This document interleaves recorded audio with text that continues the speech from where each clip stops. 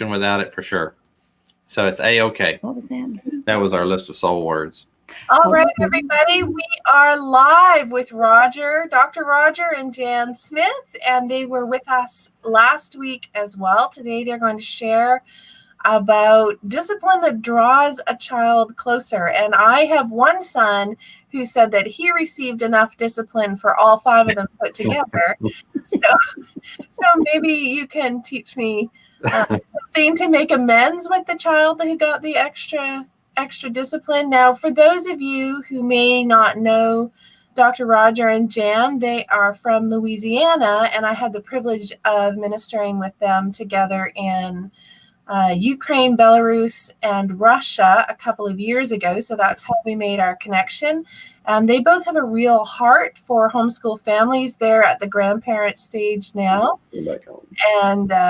And so you both have ministries that are outreach to homeschool families. So Jan, why don't you tell us a little bit about your mom's group and the main place? Well, I've always desired to disciple and mentor younger women. And how do you reach out to those people in your church but Heidi St. John started a Bible study called Becoming Mom Strong, and now is Mom Strong International. And I did that book, Becoming Mom Strong, and Bible study. And then we've, for the last 3 years, done Mom Strong International. So I have 12 young women at church. Not all of them in the community. In the community, yeah. Several pastors' wives, young pastors' wives. And it is just a joy to interact with them. We meet on Tuesday mornings for an hour and a half. And then I started doing the same material for those moms in our church that are still working and yet still are mothering. And I do that in Sunday school on Sunday mornings. And it has been a real blessing to be able to include those women and hear their hearts and hear their struggles and get them involved in studying the Word of God. So what about the mom and me? I do in the summer. I do a swim, once a week swim for any moms, for children of any age, and especially with those that have young ones. And we get together and we swim with their children. And there's interaction and ministry that goes on, along with lots of fun and splashing and swimming, and the kids motivate each other. So that's been a fun. One thing I've really appreciated about that time is that it's unstructured. And a lot of things kind of happen on the fly and naturally, natural teaching moments and coaching and modeling, because lots of times the parents would have ways of interacting with the kids around the pool. And we go, that's not necessarily a helpful thing to say or do. And she would have a venue to be able to go, consider doing it this way. Consider talking to them with this tone or this, not using these words instead of those. And so it was a great opportunity for you to do some coaching. And me being a plus size and in the pool playing and splashing with those kids, and many of them, with young moms, what happens to a woman's body when she's having babies and shrinking and expanding and shrinking. And I don't know anything about that. It's not the most secure time for a young mom with her body, but to see me be free and be there in the water with their children, even that says I'm okay. I can accept myself for who I am, where I am. And it's more important for me to be playing with my child in the water than to be thinking what other people are thinking about my body. Yeah, that's a fabulous message. And I know that anybody from HEMS who's tuned in, we do a HEMS swim group 3 terms a year. I work at a local rec center. And so we have Friday mornings from 8 until 1. It's all homeschool families in the pool. We run all the lessons. And it's been incredible because we've watched little ones come in as preschoolers, and then they've come on to work for me as swim instructors. I knew that was a passion that we shared together, is our love of the water. Yeah, and sewing, that's the other one, right? That's right. Lots of them. Yeah. We don't have quite as much thread as you have. No, but I don't have as many horses as you have. So, okay, so that's a beautiful ministry. Now, you mentioned to me that you were doing some of your studies online with your mom's group. I have been, yes. How's that working out? they're folding clothes and they're doing things, they're on mute, and then they pop in and I'll ask a question specifically. And so we've averaged about 8 still. And so it's been good. I'm hoping and praying this week we get to meet face to face in our small group so that the kids, it is harder to be as engaged. Yeah. So then when the children have time together, because we have babysitting at the church for them. And it's funny because even though many of them go to church together, they don't know each other besides this group because all the ages are mixed together instead of all separated out. About the ages of the children? All the children, yes, whether they're 6 months old or 5 years old, they're all together and they love each other. Yeah. And in church, they're all divided, incrementally. Right. Okay, so Family Matters Now, Roger. Yeah, well, that's something I started a couple of years ago, just giving snippets of parenting advice. It's kind of focused or each episode is on a different issue or a different topic. So you get 2 to 5 minutes of how to deal with anger or ways to use creativity or how to have fun with your kids or reading aloud or different things. And as well as the older age group, how to deal with, transitioning to early adulthood. And so do a variety of topics, 2 to 5 minute long. And I usually post them once a week. So that's Parenting Matters Now. That's on Facebook. And I will be migrating that to YouTube. But right now it's just on Facebook. So. And you're branching out because the Smiling Homeschooler, Todd and Ben Wilson, had you on the other night. Right. So yeah. And I do have a book coming out. We're going to be talking about that with Todd and Ben a little later, but it's still in the editing phase. So it is a parenting book talking about the importance of focusing on influence in your home rather than control. And so it's based in that mindset of shifting from control to influence, because that's what we have later in life. We don't have control over our kids, and we don't want control over them. But somehow we think that one day we'll control them up to a point and we turn it off. But that's really not the way it happens. And so that's what the book is about, encouraging the transition early on more and more to influence and less control. That's a fantastic lesson for those of us who have junior high school, and I still have adult children living at home. And that's a special season. It's easy to stick your nose into their room and say, "What are you doing?" And they're like, "I'm in my space." Yeah. You need to, So there's a big learning curve. Okay, well, I'm really excited to hear what you have to say about discipline. So I'm going to step out of the studio, but I encourage everybody who's watching, if you have comments, if you're feeling encouraged by something Roger and Jan have said, if you have a question, if there's a particular struggle that you're working through in your homeschool, then please put it in the comment section. I'll get it up on the screen so Roger and great. See it. Great. That we can turn this into a bit of a conversation, because this is our last full workshop of what was supposed to be 1 week turned into 2 weeks. We're so thankful for everybody who's been able to come back and join us. So I'm going to step out and glean from your wisdom.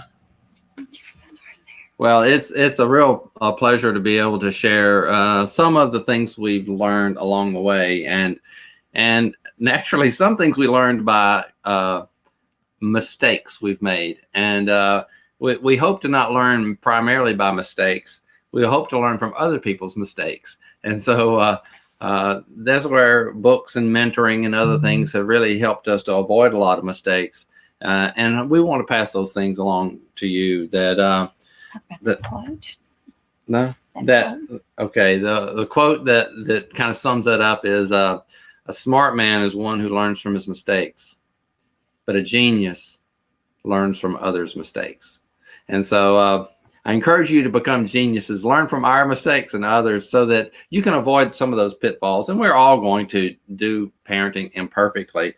And so, but today we want to focus kind of on the area of discipline, because quite often that is a hot spot in dealing with your children and learning this parenting process. Because even though you may have feel like you successfully raised your first child and it went fairly smooth, somehow the second and third, or however many you have, they're all different, and we're different. And so it just is, it's a continuous improvement process. Yeah, there was a day when it was considered wisdom when parents would say, we treated them all the same. We don't think that's necessarily what wisdom is, in that, you know, it says that we're to train up a child in the way they are to go. And in the end, they will not depart from it. And so what we're encouraging you to do is to know your child, to seek wisdom from God, and to believe that he's going to give you that wisdom. So hopefully we're going to share some overarching concepts today and some stories to help you pull your children to you instead of to send your children away from you. And one of the first things that we find as homeschool parents that we've got to do, that's to establish authority in the home, because something you can tolerate while you're trying to get them in the car and drop them off at school, if you have to face that same attitude all day long, you're going to need to deal with it. And so we want to just remind you that discipline is a tool. It's not just the end, it's a training tool. And so let's talk about that. And so the whole word of discipline really is rooted in the same word of disciple or follower or trainee. And so it's as much about training as it is about punishment. You know, punishment is a part of discipline.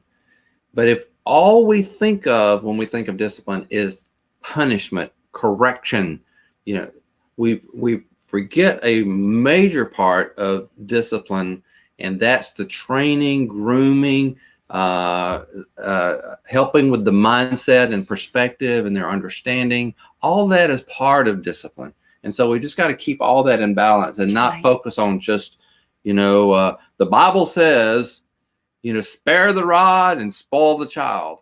And there's a place for punishment. And early on, whenever there are language, they don't fully understand the language. They don't fully understand maybe what you're telling them, or maybe they understand the words, but not what you mean. Sometimes pain, the punishment pain, is a language that they'll understand, that sets the boundary. But the goal is not to inflict pain. The goal is to communicate truth or boundaries or understanding.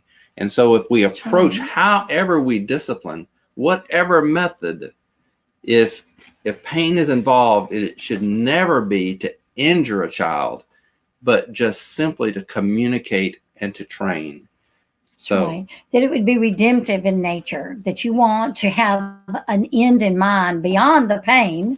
Like it says in Hebrews 12, this is a basis of some of our thoughts here. And it says that we had earthly parents, fathers, to discipline us. And furthermore, we had earthly fathers to discipline us, and we respected them. Shall we not much rather be subject to the Father of lights and live? For they disciplined us for a short time as seemed best to them. And that's what you're doing. You're not going to do it perfectly, but you've got to do it to the best of your capacity, and it's worth learning more about.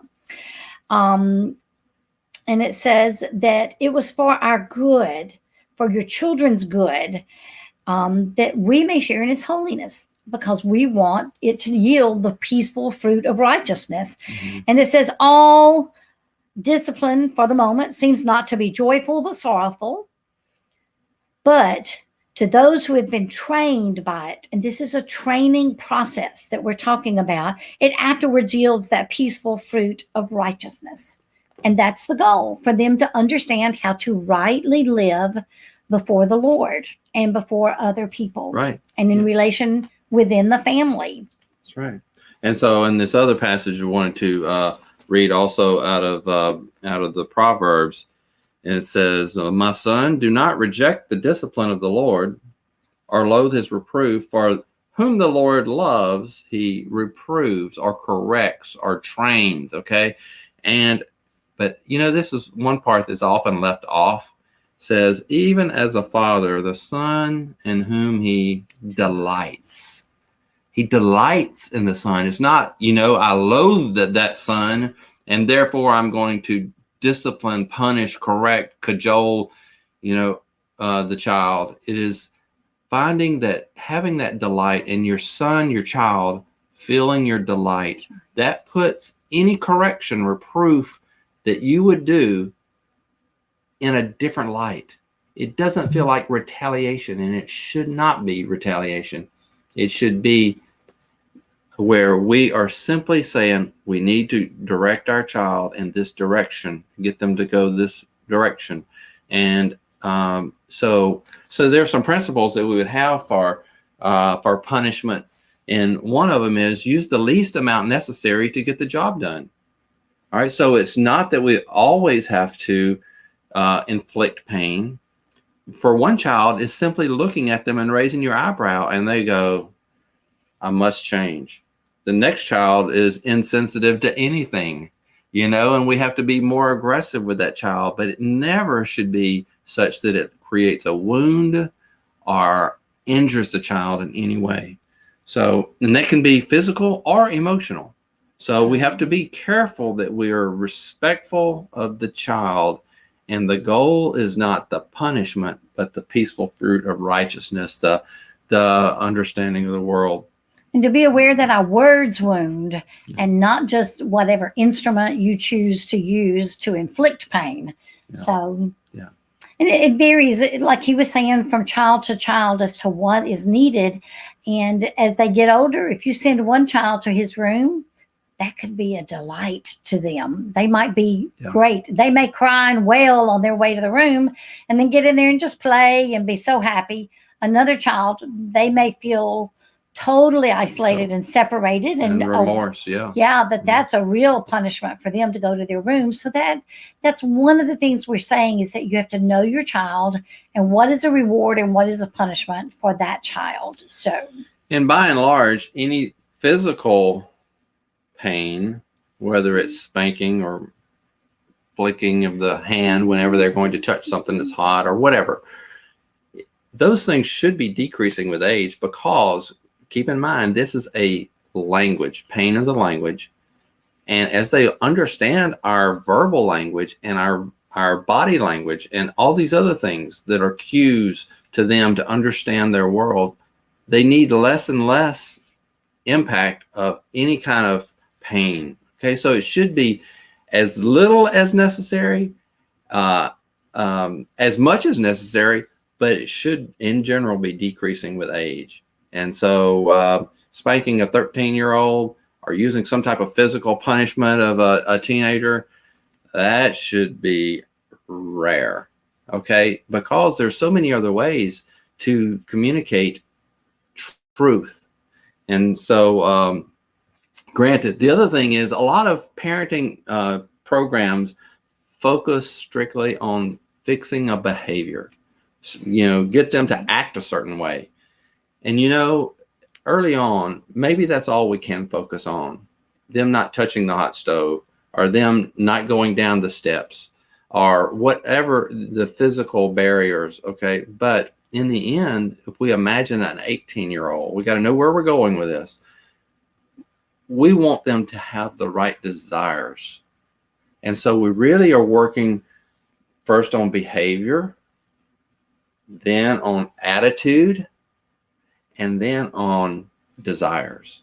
So it's all of moving in that direction, and it's much earlier. Starts earlier than you think, from the time that child is very, very young, even 6 months to a year old.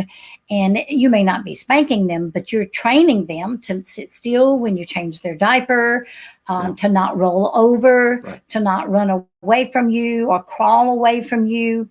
Those things, you start that training and disciplining process from the time they're very, very young. We say you either pay now or you pay later. Yeah.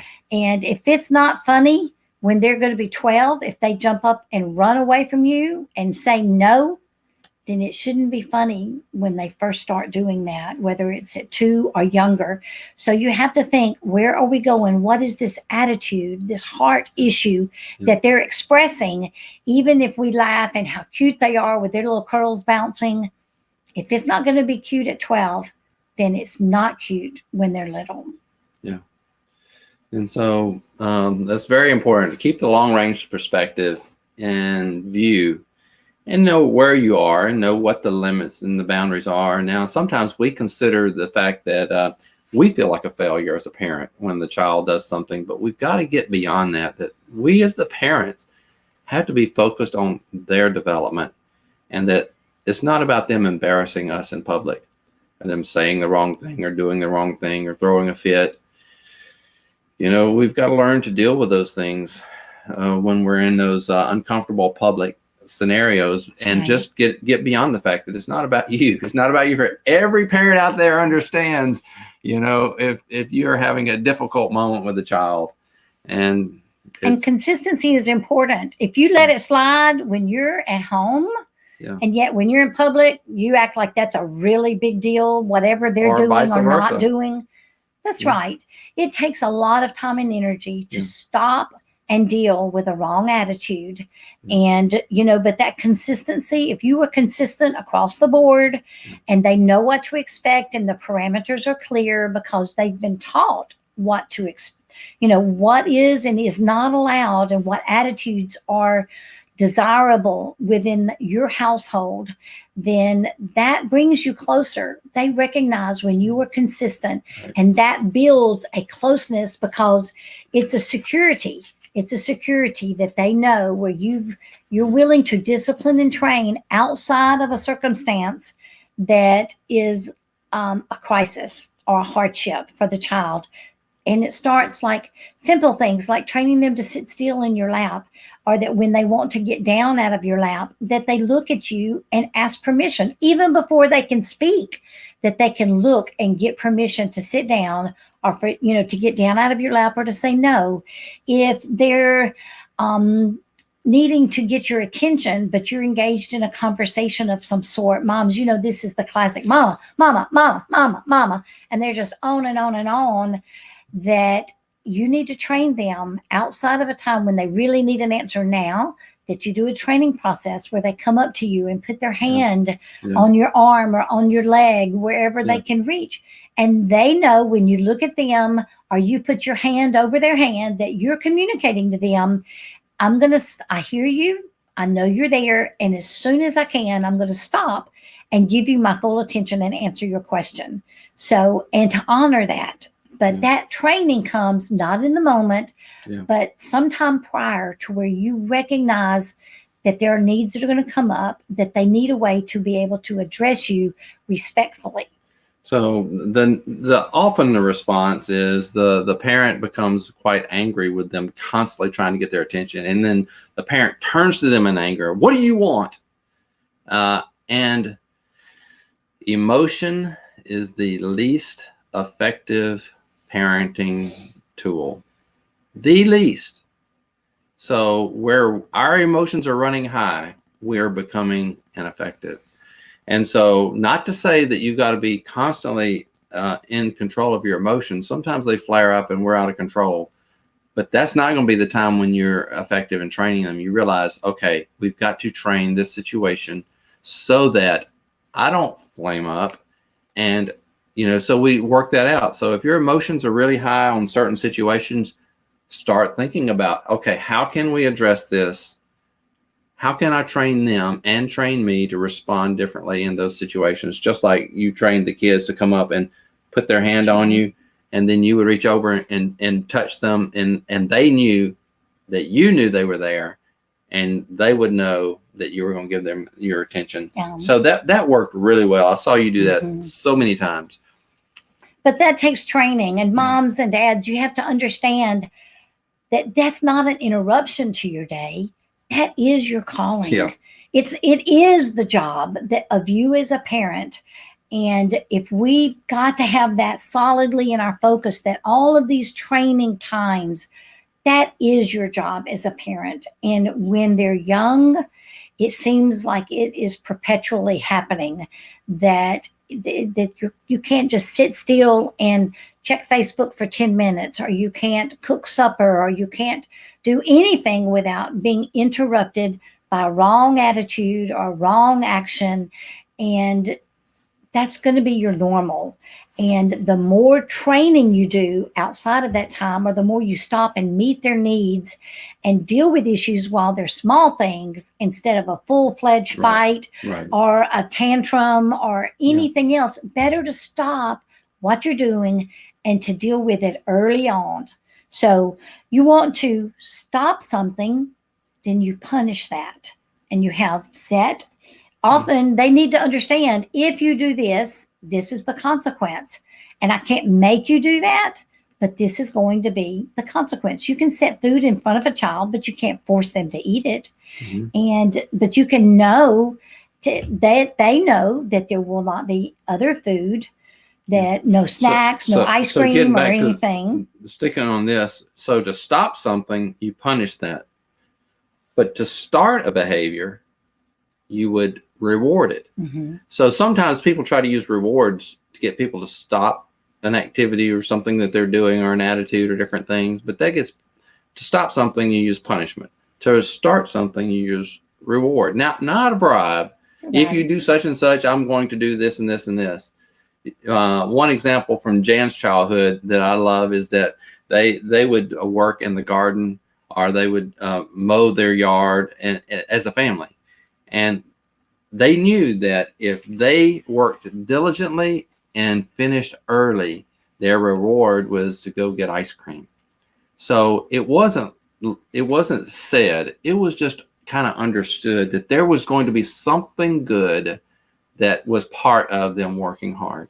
And so so that's the kind of, it rewarded them. It was a start behavior kind of thing. But the stop behavior would be, one example we had whenever my children were small is they would leave stuff all over the house.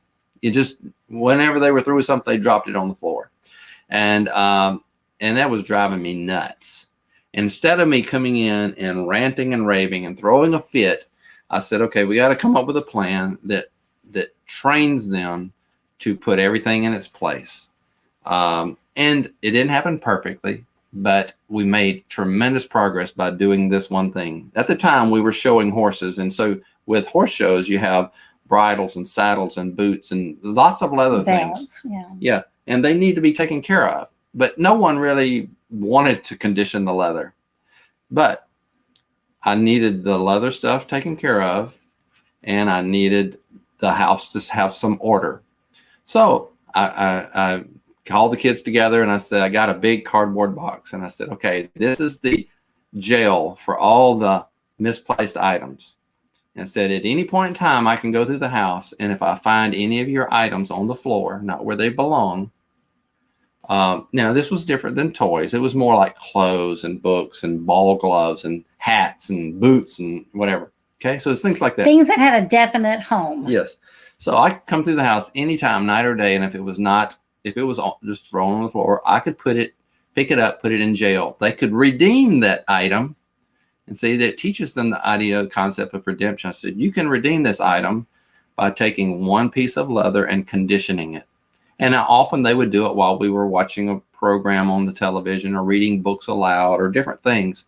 So it wasn't complete punishment, but it tied something that needed to be done that no one really wanted to do with redeeming an item that they wanted. But they knew that they could avoid all that if they just put things in their place. And it did help them.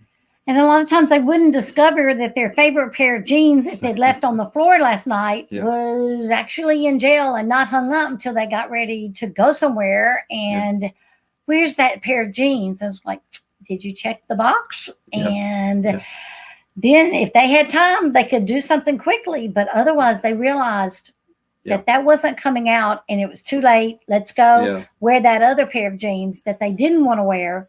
Whatever. It gave a natural consequence. Right. And as much as possible, you want to allow that. And it kept us from shouting, kept us from being aggravated. I would just go through and pick it up, and I would smile whenever I would put it in the box. I would go, they're going to want this back. And it wasn't it wasn't Not attention with us. vindictive. It was Yes. just so, and they It was knew a tool, that it was a training tool. they created the problem and they could create the solution. And that's a training mindset of we as adults. When we make a mistake, we don't pay a bill on time, we know we're going to pay a late fee, or That's right. when it's just normal that improper actions have consequences. And that was one way that we did it. And you can come up with any number of creative ways of linking a consequence, a natural consequence, or in this case, it was kind of a forced consequence, but consequences are great teachers. We learn from our mistakes. A smart man learns from his own mistakes, and a genius learns from the mistakes of others. And so, and sometimes it is just a matter of training, but other times it's outright disobedience. Yeah. And you have to know when to give those consequences. Yeah. And, especially when they're little, we feel like those first 5 years are so important. It's never too late to begin to enforce consequences and consistency. But if you can start it in those first 5 years where, they can't wait for daddy to get home. They've totally forgotten at 2 years old what was going on that morning. right. And you have to be able to deal with things quickly and hopefully non-emotionally, and that they know when they've had a bad attitude for a long period of time, or when they're whining and complaining. And, you might give a warning, but when it's just an attitudinal issue, but when it's an outright draw the line, defiance. And they are defying it and saying, even if they don't say it, they go right ahead and do it, then you have to give them some punishment for that, or that will happen all the time. It actually makes them feel more secure when you consistently deal with something, because they know in their mind they've got it coming to them. And if you don't deliver, then it leaves a check that says, that didn't happen. And you know what they're going to do? Try it again, something worse, to see where is that boundary? Where is the line that says this far and no more? So you might as well do it. We have all kinds of stalling techniques, like don't make me count to 3, and all sorts of things that we say. You do that again, and I'm going to, where we threaten and, don't make me mad and that kind of stuff. So instead, just make sure that they know that you expect obedience the first time. Immediate, cheerful, and complete. That was our code language. Immediate behavior, cheerful behavior, and complete. Complete obedience. Complete. Right. Right. To do it all the way, whatever I said. Not just take that thing to your room, but put it away where it belongs. Yeah. And so it's just very important. And when they're young, it says that the foolishness is found in the heart of a child, and the rod of reproof will drive it far from them. And we believe, especially in those first 5 years, that often a spanking is what's needed. And again, it's to inflict some pain where you want to give it. Like if you're going to just pat with your hand on the bottom of a diaper, that's not going to, they may be laughing at you in their head, thinking that you thought that was really something. They may cry out loud, but it's not really hurting them at all. We recommend not using your hand, but using something that is thin, that has it's not going to injure. That's going to be Causes have a little some flexibility. Sting. And again, it's a language. Pain is a language, and it's not for the purpose of retaliation or injury, or and so, but consistently in saying that we're under authority, and that we had made sure that they know that this was the consequence of that chosen behavior that they did, and they should know that, and they should be able to tell me what you did wrong. Why are you receiving this consequence? They should be able to tell you what they did wrong. As time goes on, that's we wouldn't expect that. That's right. That's right. At first, you just make sure they know that they can't do that. And when they do it anyway, then you have to deliver some sort of consequence. And, Now, sometimes it is just foolishness on the part of a child that they just weren't thinking. And you may have a different response to that than you would defiance, because, again, we're most interested in the heart. and their desires. Did they desire to disobey? Did they desire to be defiant? Were they, so, or was it just them not thinking things through? And, we just have to be careful when there's foolishness, but there is punishment that trains foolishness out of us. And so another term would be childish irresponsibility. Like if they're not being still at the table and you say, be careful because you're going to spill your milk. And they, are careful for a little while and then they start playing around and the milk spills. That's not necessarily something that you would spank them for, even though you warned them. It's something that you might have them clean up their mess. Yes. And to maybe not have anything else to drink for the rest of the meal or something like that, where there's a consequence for that behavior and that irresponsibility. But yet, it wasn't because it's not like you said, be careful, you're going to spill their milk. And then they pick it up and they watch you and they go, boop, and they turn it over. Yeah. That's when or they pick it up and throw it on the floor, right. So when it's intentional and when it's irresponsible. And so we want to help train those behaviors out of them and not necessarily punish, but to give consequences of some sort.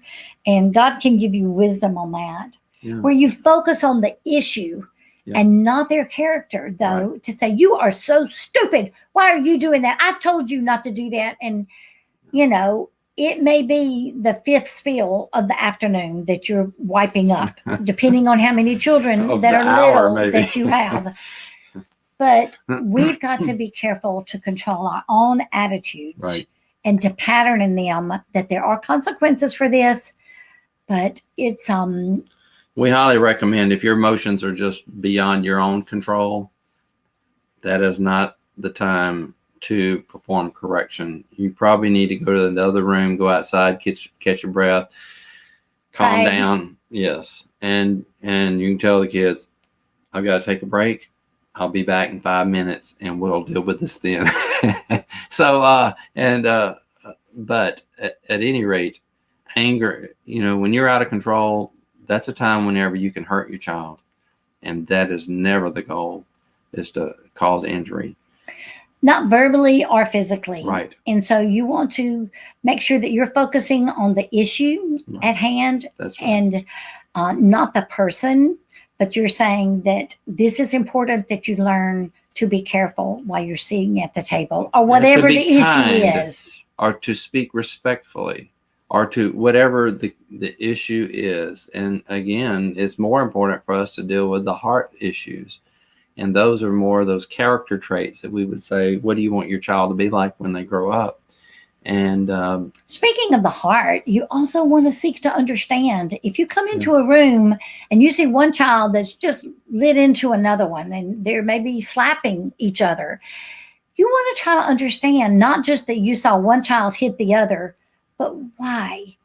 And so get to the heart of the issue, like what Roger was saying, and to ask questions, help them to understand, why did I hit you? What made me so mad or so angry that I wanted to respond by biting, kicking, hitting, or pulling your hair, doing something to physically hurt you. To destroy your creation, whatever they had. That's right, to tear something up, that you become violent in some way.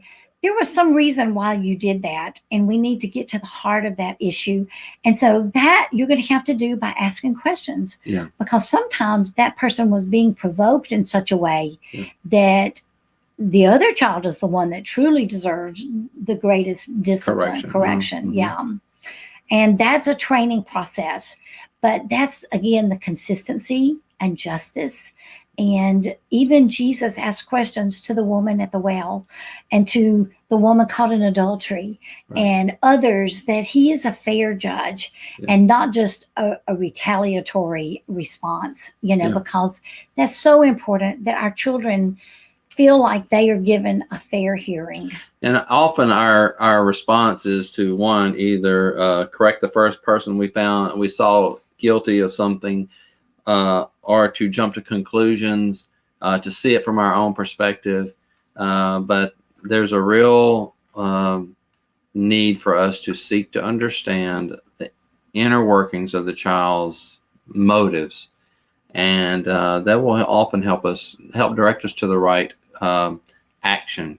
And so the whole goal in discipline, the punishment part, the training, and even the training, is a restitution of the relationship. Usually whenever something needs our intervention or discipline, something is wrong, or it's just not mature enough yet, or there has been a conflict. Our whole goal is redemption of the relationship and restitution to a healthy place. So even whenever we render punishment, just punishing a child and not restoring the relationship, forgiving them, whether we need to forgive them or help them to forgive one another. And it's beyond saying, I'm sorry. It's really meaning that they're sorry, that they did not want to hurt their brother's feelings, that in anger, they acted in a way that they would not want to do again. And so, and yet, so the goal is restitution to a healthy spot in a relationship, whether it's to a sibling, to us, a neighbor, to their Heavenly Father. Like if they stole something, and you know what? Yeah. Kids may do that. Yep. You might even remember a time in your childhood that you stole something. I did. I stole a pack of gum and at a neighbor's house. And my mother, when she saw it, she understood. We hadn't bought that gum. And when she asked me about it, I started crying and told her what I had done. And of course, she made me go back to that neighbor to give it back to her, to confess and to say, I'm sorry. Now, do you think that neighbor would have given me that gum? She would have given me that and more. And yet, often it's just, the fact that sin resides in our heart and that we have that sneaky, I'm going to just steal this. And our daughter stole some things and we had to do that. And she knew we would have bought it for her. She just wanted to steal it. And so we don't need to be mortified that we have sinners. Of course we do. They're all sinners. We are ourselves. And we need to call it what it is. This is stealing. That's not nice, or that's bad. Right. This is sin. And that goes to one of the points we wanted to make, is really pointing to a standard. It could be a standard that you've created yourself. It could be standards that are very clear in the scripture. Whatever the benchmark is for appropriate behavior, we need to constantly point them back to that. I think the scripture speaks with so much more power than we do. So where it can speak to an issue, we can use it in the lives of our children to say, this is what God says is good behavior, good attitudes, healthy relationships. And most of that time is not going to be in the throes of conflict where you think it's going to be at bedtime and mealtime and reading book time or whatever, where you want to address an issue and point to those stories where you see David, living out a certain character trait and in a sense that kind of sets an inspiration for them, a motivation beyond avoiding punishment, a motivation to be noble. And that's one thing. When we do see noble character traits being lived out, even in the smallest way, we need to recognize, appreciate, and honor those things. So, being held the same standard for them to know that this goes against what God says is true and right and good. And we need to confess to our children when they see us do things that are not right or true or good. If they hear us to exaggerate the truth or say a little white lie or, yes, I've done that, I'm doing that now, and we're not doing that now. We need to say to our children that it's as wrong for us to lie as it is for them to lie. That's right. Or to have a bad attitude or to say things that were unkind to someone. They need to see repentance in us, that we are held to the same standard and not shaming them. Right. Like, how could you, when we often are guilty of the same types of things. Yeah. And so not Sh- shaming and scolding, but Shame, upholding. shame has been a technique that's been in the church, well, really all of society, but Christian leaders are in Christendom. There's been a lot of shame, and it's not empowering. It doesn't really change someone, because again, we want to groom the heart's desires. And shame really is something that kind of puts you back on your heels and puts you in neutral, so to speak. And there are times where we need to address something, but it's not that we should be surprised that our child would think or do or say something. I mean, we've grown up. We had some of the same issues, so it shouldn't be that they should be ashamed of themselves. You just say, this has got to change. And This God is the shows normal us, behavior. God shows us grace. We need to show grace and mercy, but it doesn't change that this is still wrong. That's correct. I never forget when we were engaged in a really exciting board game with our kids. They were elementary age, but we have one that's particularly competitive.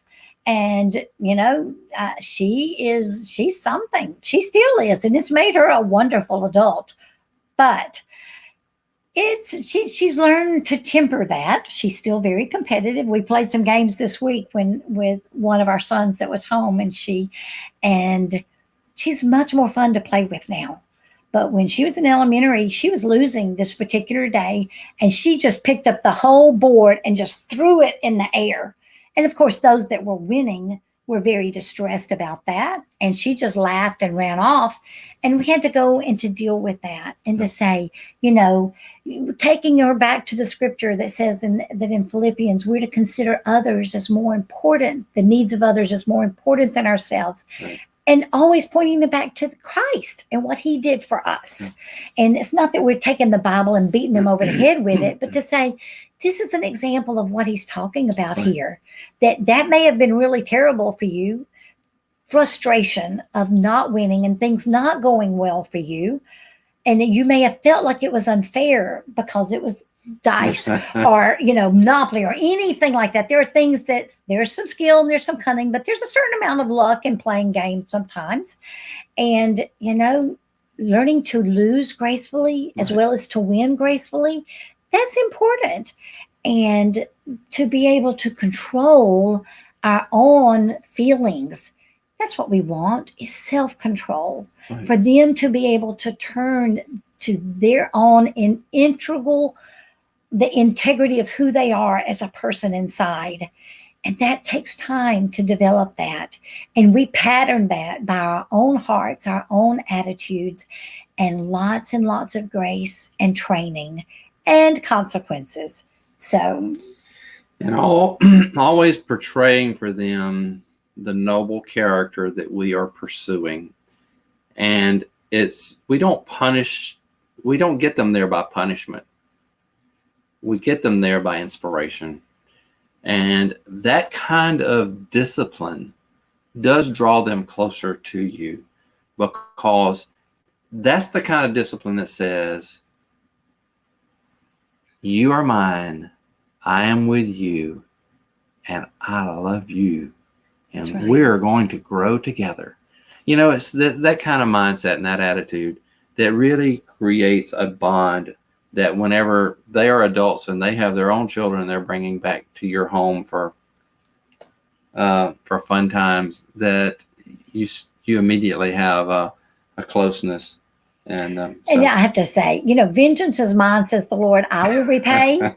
So if you have one of those that you just sometimes wish you could just really, wring his neck. Yeah, that it's been pretty funny to watch some of those same children have kids that have some of those same characteristics that they had as a child. And it has really, it's not just a delight in payback, but to realize that child is going to be as amazing as you are one day if you don't give up. Yeah. And one of them, when he was like about 6 and learning to read, he had reading issues. He had hearing loss deficits at the time with ear infections. And he was just an angry young man. And all of us remember when he would just put out his fist and turned circles and hit anybody that was in reach, or just, he was just angry and he had a lot of pent up frustration.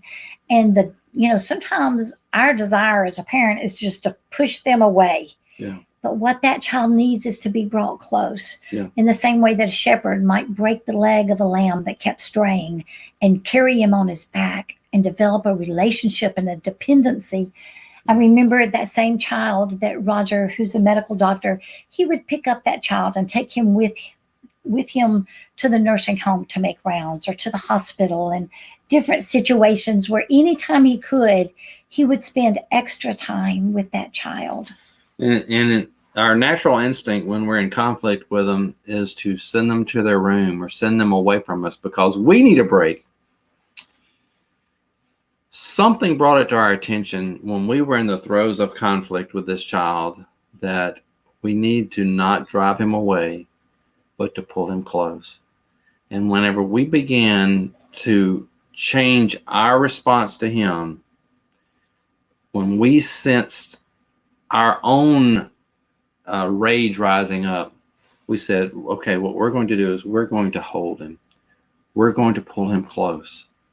And it changed the relationship, and it changed his response to us. Because sending a child away is not really the message you want. Our Heavenly Father, when we are astray, so to speak, he pulls us closer to him. He reaches out to us, just like, the parable of the prodigal son. It says whenever he saw his son a far way off, he ran to meet him. Or the one that's missing, the lamb that was lost. They went out and looked for that one. Yeah. And, maybe you have a teenager or a junior high student that's just, not pleasant to be with right now. I encourage you to find some way that you do something special with that child, whether it's to go get ice cream or to have coffee together or to do something where that child feels special. Not that you're rewarding bad behavior, but Jesus says that we are to be obedient to him, for the love of Christ controls us. And we want to have enough relationship with that child that their desire to please us and to know that we can be pleased is their motivation for doing something like Joseph said, how can I do this thing and sin against my God?